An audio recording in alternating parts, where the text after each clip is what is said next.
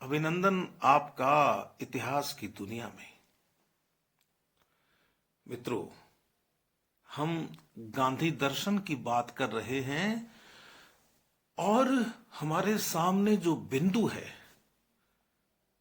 वह है गांधी जी की सर्वोदय अवधारणा।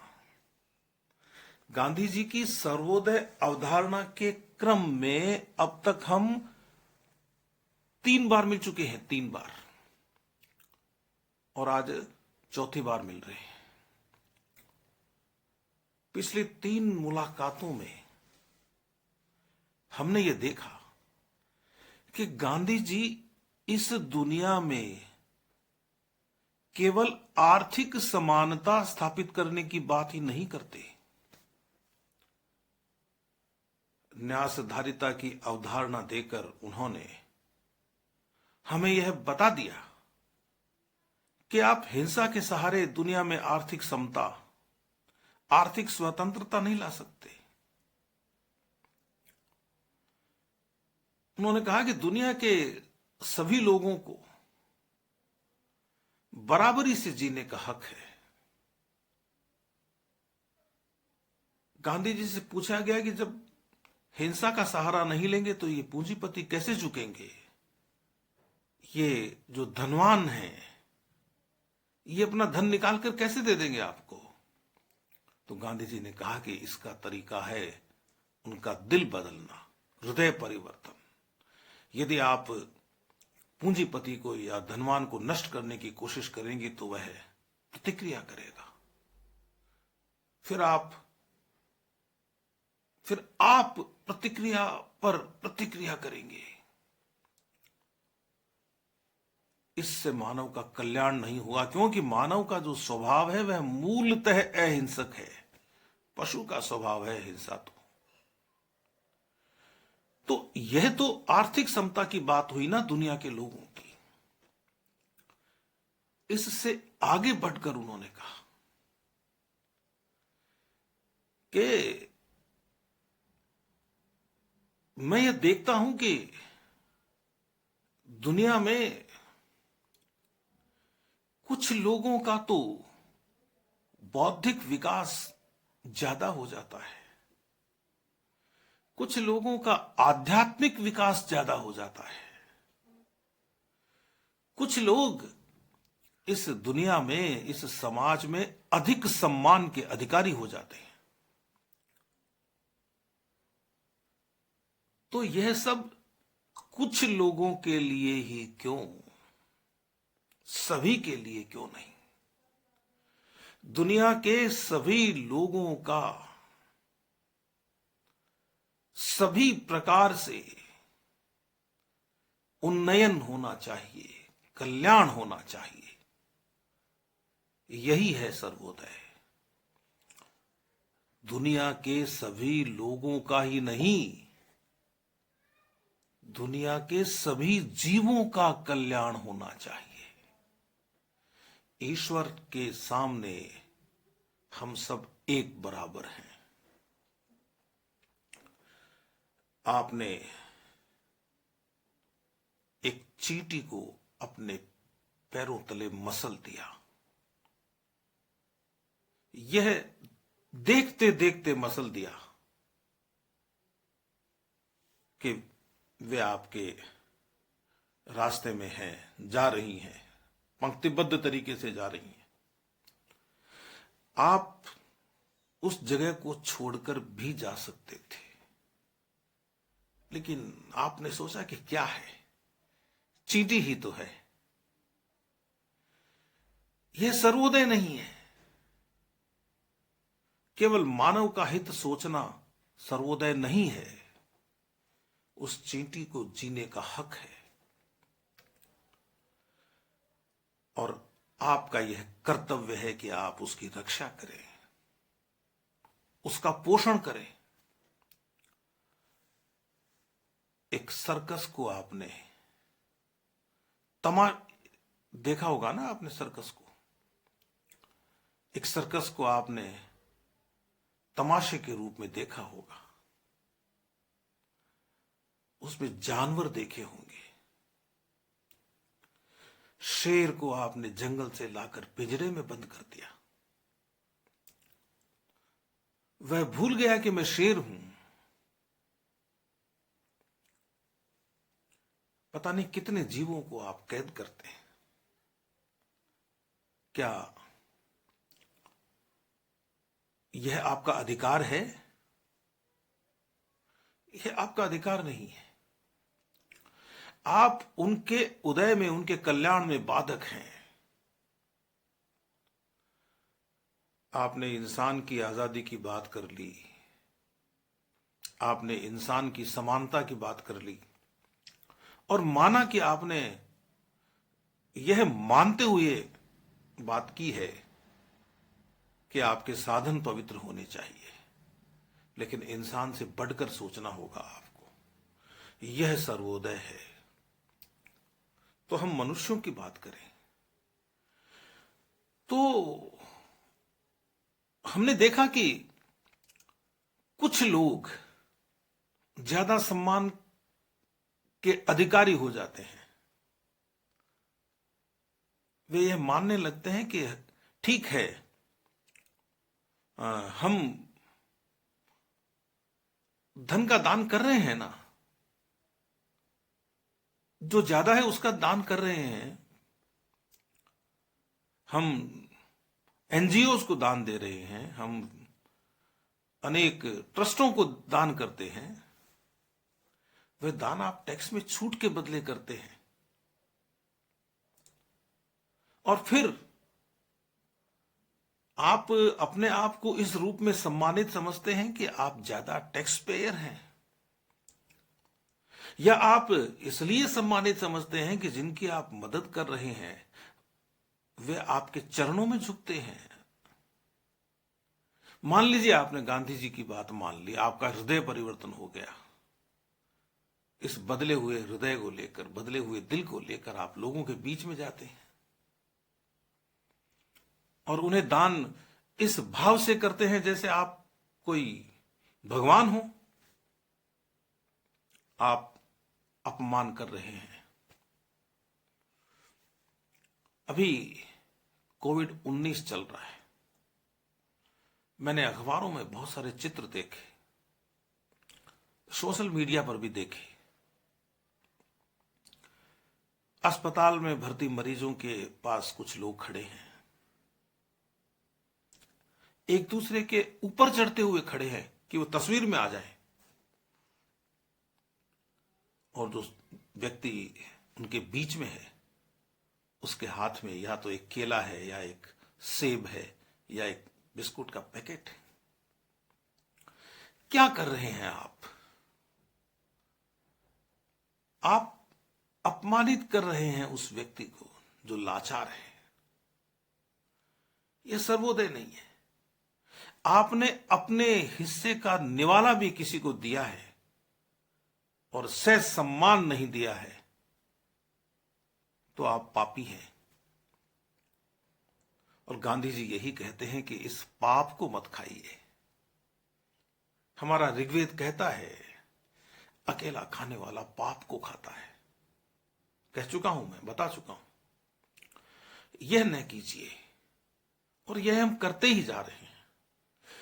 हमने भारतीय वाङ्मय से अनेक संदर्भ लिए थे। हमने शांति पाठ की बात की थी, सभी लोग निरोग हों, सभी सुखी हों, सभी मंगलमय घटनाओं के साक्षी बने। हमने इस वसुधा के कुटुंब होने की बात की थी। हमने बात की थी कि हम क्षण क्षण यज्ञ करते हैं और हमारा ध्यान यज्ञ से हटना नहीं चाहिए। हमारा ध्यान यज्ञ के फल पर नहीं जाना चाहिए। कर्म करना हमारा अधिकार है, फल हमारा अधिकार नहीं है। तो इन बातों को देखते हुए गांधी जी के सर्वोदय सिद्धांत की आधार भूमि को देखते हुए हमें यह देखना होगा कि इस सर्वोदय की प्रायोगिक भूमि क्या है।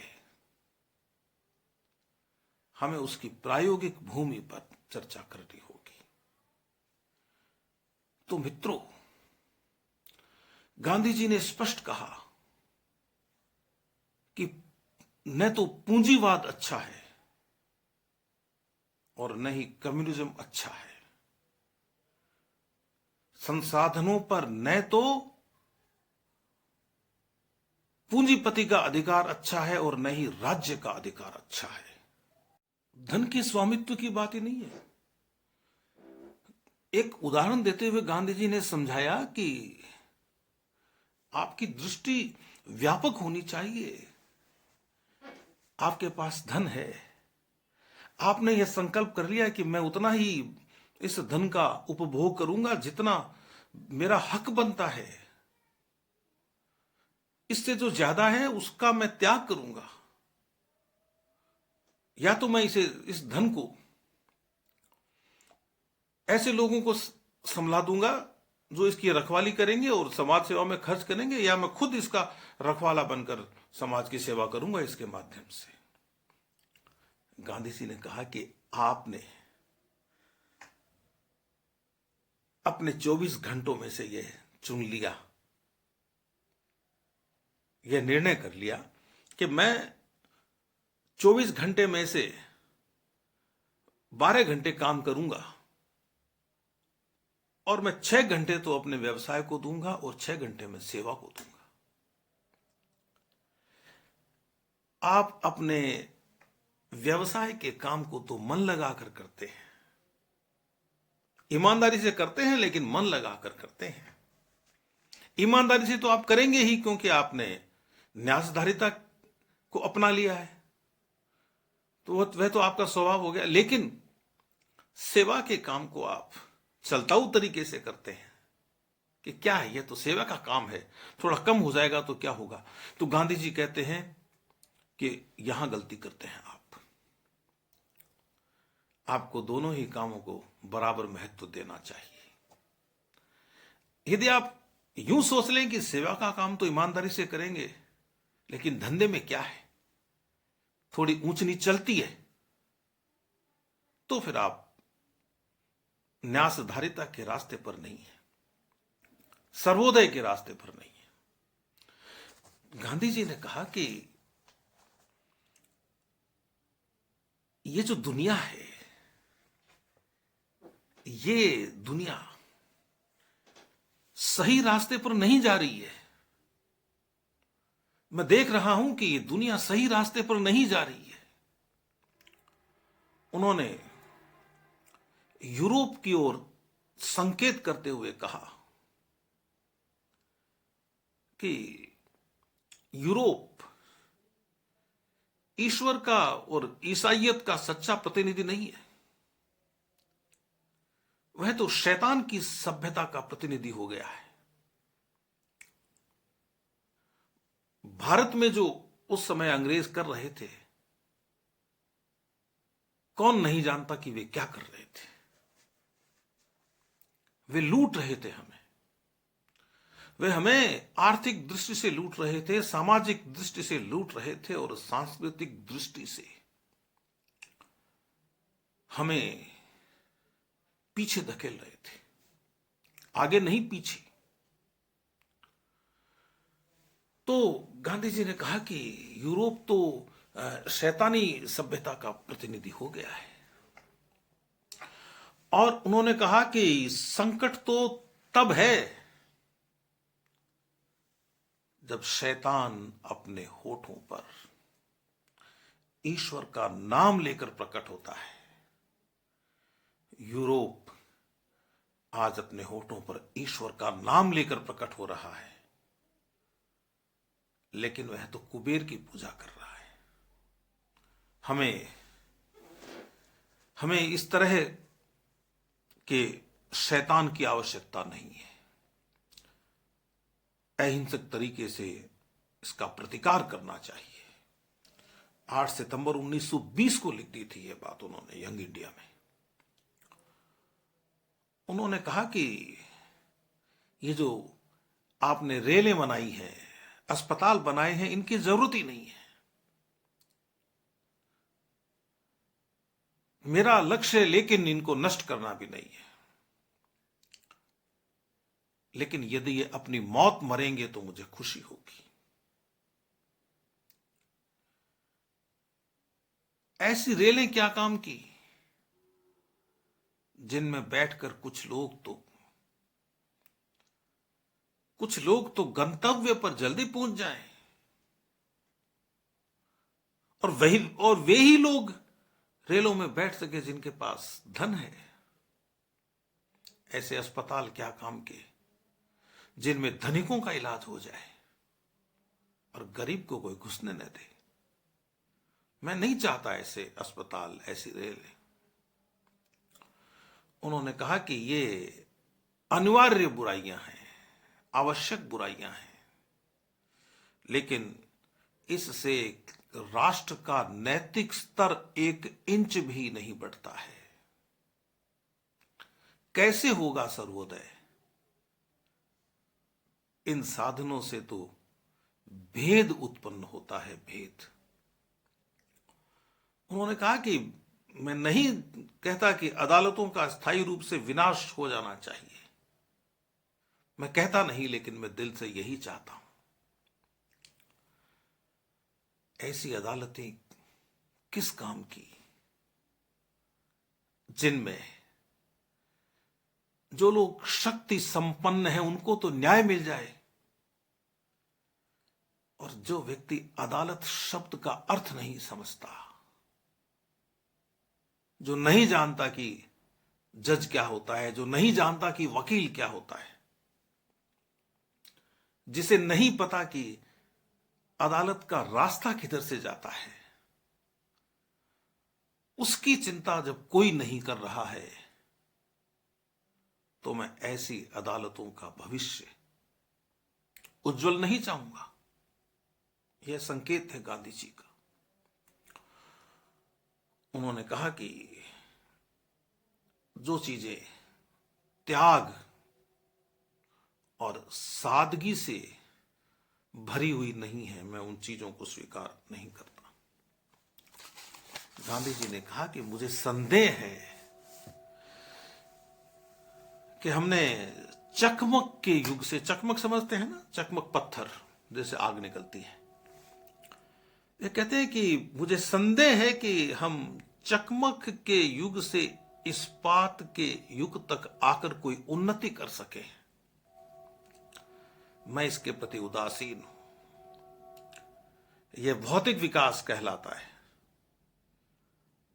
और मैं आत्मिक विकास के लिए संघर्ष कर रहा हूं, और अकेले के आत्मिक विकास के लिए संघर्ष नहीं कर रहा हूं, मैं पूरी दुनिया के आत्मिक विकास के लिए संघर्ष कर रहा हूं। उसके लिए मैं अपने आप को जला रहा हूं। उन्होंने कहा कि यह जो भारत है, यह भारत भूमि है, भारत माता है, यहीं से कोई रास्ता निकल सकता है।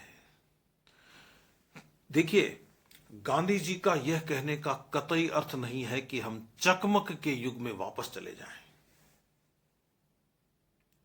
आप जैसे जैसे उनकी बातें सुनेंगे, आपको लगेगा कि गांधी जी का रास्ता प्रतिगामी नहीं है।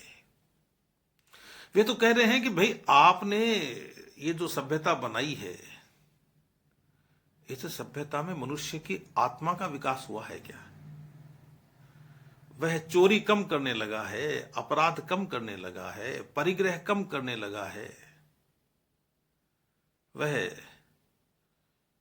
सत्य ज्यादा बोलने लगा है, ऐसा दिखता है। क्या आपको नहीं दिखता है तो फिर आपको सोचना चाहिए कि यह आपने क्यों किया। उन्होंने कहा कि क्या आप यह सोचते हैं कि ईश्वर उन स्थानों पर रहेगा जहां धुआं ही धुआं हो, चिमनियां बनी हो। ऐसी जगह ईश्वर नहीं रहेगा। उन्होंने कहा कि क्या आप समझते हैं कि ईश्वर ऐसी जगह रहेगा जहां फैक्ट्रियों का शोर हो, जहां सड़कों पर वाहनों की कतारें लगी हो, और आजकल तो आप देखते हैं कि 2-2 घंटे तक ट्रैफिक जाम हो जाता है। ईश्वर वहां उपस्थित होगा क्या? क्या यह सत्य है? सत्य का मार्ग है? यह प्रेम का मार्ग है? जब सारे लोग, आप देखते नहीं, आप भी जाम में फंसते होंगे, जहां सारे लोग एक दूसरे पर झुंझलाते रहते हैं, हॉर्न पे हॉर्न दबाते रहते हैं, गालियां भी बकने लग जाते हैं। किस बात की झुंझलाहट है भाई? किस बात के लिए शोर मचाया जा रहा है? किसे दी जा रही है गालियां? क्या इस वातावरण में हम अपनी आत्मा की शुद्धता की कल्पना कर सकते हैं? नहीं कर सकते तो ईश्वर कहां से होगा? उन्होंने कहा कि लोगों को बसों में, ट्रेनों में भेड़ बकरियों की तरह ठूस के ले जाया जा रहा है। वाहन भागे जा रहे हैं, किसी को नहीं पता कि कोई क्यों भाग रहा है। ऐसे में क्या इंसान उस शांति को प्राप्त कर सकेगा जो शांति हमें ईश्वरीय चिंतन से मिलती है? नहीं कर सकेगा। उन्होंने कहा कि क्या व्यवस्था है, लोग बसों में, ट्रामों में, ट्रेनों में भेड़ बकरियों की तरह ठूसे हुए हैं, और व्यक्ति यह समझता है कि मेरा वश चले तो मैं इन सबको ट्रेन से बाहर फेंक दूं, मैं अकेला यात्रा करूं, अजनबियों के बीच अजनबियों को बाहर फेंक दूं। और अजनबी सोचते हैं कि ये जो नया चढ़ाया है, ये क्यों चढ़ाया, इसको बाहर फेंक देना चाहिए। कहां जा रहे हैं? चकमक के युग से क्या इस्पात के युग तक हम इसलिए आए हैं? जब यह भाव होगा तो सभी लोगों का सभी तरह से विकास कैसे होगा भाई? उन्नति कैसे होगी? नहीं हो सकती। ऐसे चिड़चिड़े लोगों के बीच में सर्वोदय नहीं आ सकता। एक कंपनी है मद्रास की, GA नटेशन एंड कंपनी। उस कंपनी ने एक संग्रह निकाला था कि speeches and writings of Mahatma Gandhi. वहां से मैंने ये उद्धरण लिए हैं। और आपको यदि गांधी जी के सारे विचार एक ही जगह देखने हो, यह उद्धरण भी मैंने उस पुस्तक से भी लिया है जो बता रहा हूं मैं। तो ये पुस्तक है महात्मा गांधी के विचार, हिंदी अनुवाद भी है और अंग्रेजी में भी है। आपको उल्टी दिखेगी ये, महात्मा गांधी के विचार। आप ये ले आइए, RK प्रभु और UR राव का संपादन है। इसमें गांधी जी के करीब करीब सभी विषयों पर विचार संकलित हैं। तो मुझे इस पुस्तक का बड़ा सहारा है। तो मैं कुछ बातें इस पुस्तक से लेकर भी कहता हूं। गांधी जी ने कहा कि यह कैसी आधुनिक सभ्यता है, हम कैसी लड़ाई लड़ने लगे हैं। एक व्यक्ति पहाड़ की चोटी पर बैठकर नीचे खड़े सैकड़ों लोगों को मार सकता है अकेला।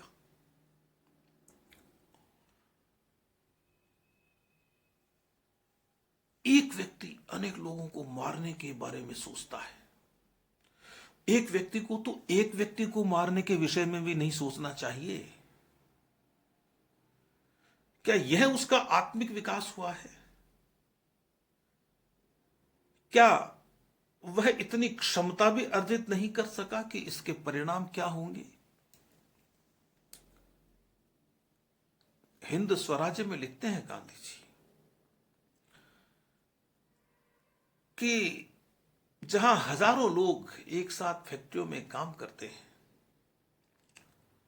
उनकी दशा तो पशुओं से भी गई बीती है। पशुओं से बुरा हाल है उनका।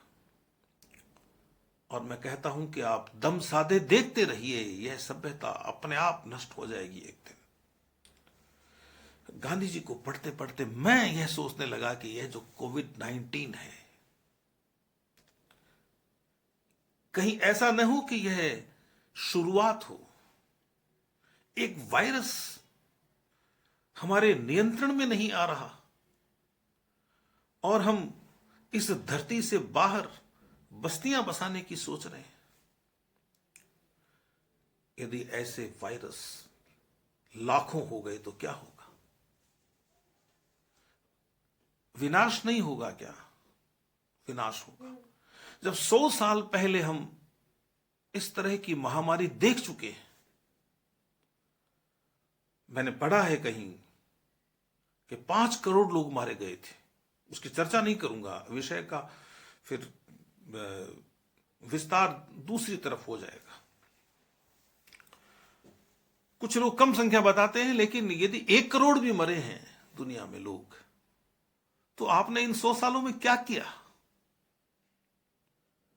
कुछ नहीं किया आपने। और अब वही व्यक्ति बड़े अस्पताल में भर्ती हो सकता है जिसके पास धन है। तो गांधी जी जो बात आज के लगभग 100 साल पहले कहकर गए, वह बात सत्य सिद्ध हो रही है। 1920 में कही हुई बात 2020 में पढ़ रहे हैं हम, और कोई अंतर दिखाई नहीं देता है। फिर हमने क्या सीखा? बहुत कुछ नहीं सीखा। और ये कहते हैं कि ये जो दौड़ है पागलों जैसी, आदमी भागा जा रहा है, हवाई जहाजों में भाग रहा है, रेलों में भाग रहा है, बसों में भाग रहा है, और पता नहीं कहां जा रहा है। यह दौड़ अंधी दौड़ है। और ये जो औद्योगिक सभ्यता आई है, यह तो एक बीमारी है। हम आकर्षक शब्दों में और नारों में आ जाते हैं, हम विज्ञापनों पर मोहित हो जाते हैं, अपनी मेहनत की कमाई लुटाते देर नहीं लगाते हम। और आजकल तो आपको स्मार्टफोन में कुछ उंगलियां दबानी होती है, सामग्री आपके घर आ जाती है और आप प्रसन्न होते हैं। तो यह साध्य नहीं है। साध्य तो आपका यह होना चाहिए कि आपकी जरूरतें कम हो, और हम तो जरूरतों को बढ़ाए जा रहे हैं। और हम ये समझ रहे हैं कि इसी में जीवन का सार है कि मेरे पास ज्यादा है, मेरे पास ज्यादा है, यह मेरी सीमा है। लेकिन मुझसे ज्यादा रखने वाला भी तो कोई है, उससे ज्यादा रखने वाला भी कोई है। तो इस ज्यादा की तो कोई सीमा ही नहीं है। कम की सीमा हो सकती है। हम उल्टी दिशा में जा रहे हैं। फिर सर्वोदय कैसे होगा? कुछ लोगों के पास तो ज्यादा ही ज्यादा होता चला जा रहा है, और कुछ के पास कम होता जा रहा है। तो सर्वोदय कैसे होगा? जिसके पास नहीं है वह अभाव में है, जरूरत की चीजें नहीं है। और जिसके पास है उसके पास भौतिक संसाधन भी है, वह सम्मान भी ज्यादा प्राप्त कर रहा है। मेरा अनुभव है, निजी अनुभव, किसी मंदिर में आप यदि रसीद कटा लेते हैं तो आप पहले दर्शन कर सकते हैं भगवान के। और धनिक लोगों को मैंने देखा है रसीदें कटवाते हुए। मैं पंक्ति में खड़ा रहूं 2 घंटे तक और उसे 2 मिनट भी नहीं लगे। फिर ऐसे होने का क्या मतलब है? वह भी मेरे बराबर पंक्ति में खड़ा होता, या और लोगों के बराबर पंक्ति में खड़ा होता, 2 घंटे तक प्रतीक्षा करता प्रभु के दर्शन की, 2 घंटे तक वह प्रभु में रहता। एक तरफ उसने इस अहंकार के साथ दर्शन किए कि उसके पास धन है, और दूसरी तरफ मेरे जैसे लोग जो पंक्ति में खड़े हैं, अपना ध्यान प्रभु से हटाकर यह सोचने में लग जाते हैं कि यह कैसी सामाजिक व्यवस्था है, ऐसा क्यों होता है, हमने क्या जुर्म किया है। सभी जगह नहीं होता, सभी लोग नहीं करते, यह बहुत छोटा प्रतिशत है जो ऐसा करता है। लेकिन छोटे से छोटा प्रतिशत भी ऐसा क्यों करता है? दुनिया में एक भी व्यक्ति ऐसा करने वाला है तो क्यों है? फिर सर्वोदय नहीं होगा, फिर गांधी जी का सर्वोदय नहीं होगा, फिर आपका सर्वोदय नहीं होगा, मेरा सर्वोदय नहीं होगा, सर्वोदय का हमारा विचार पोषित नहीं होगा। तो हमें यह देखना चाहिए कि जीवन का सच्चा सार किस में है। बार बार यह बात मन में आती है कि प्रयोजन क्या है यह सब करने का, इस अंधी दौड़ में शामिल होने का प्रयोजन क्या है? हम क्यों अंधी दौड़ में शामिल होते हैं? ये जो अद्भुत आविष्कार हुए हैं, उनसे कोई नैतिक उन्नति हुई है क्या? हम गांधी की आलोचना कर देते हैं कि वे स्वप्नदर्शी हैं, हम वेलेस की आलोचना कर देते हैं, हम टॉल्स्टॉय की आलोचना कर देते हैं, हम ईसा मसीह की आलोचना कर देते हैं, हम बुद्ध की आलोचना कर देते हैं, हम राम की आलोचना कर देते हैं। लेकिन उन्होंने जो नैतिक ऊंचाई हासिल की थी, आप कर सकते हैं क्या? ईसा मसीह के अनुयायी वैसे क्यों नहीं हुए? राम के अनुयायी वैसे क्यों नहीं हुए? बुद्ध के अनुयायी वैसे क्यों नहीं हुए? यह एक बड़ा प्रश्न है और सोचने का प्रश्न है। कुछ और प्रश्नों के साथ हम सर्वोदय पर एक बार फिर मिलेंगे। तब तक आप मुझे अनुमति दीजिए। नमस्कार।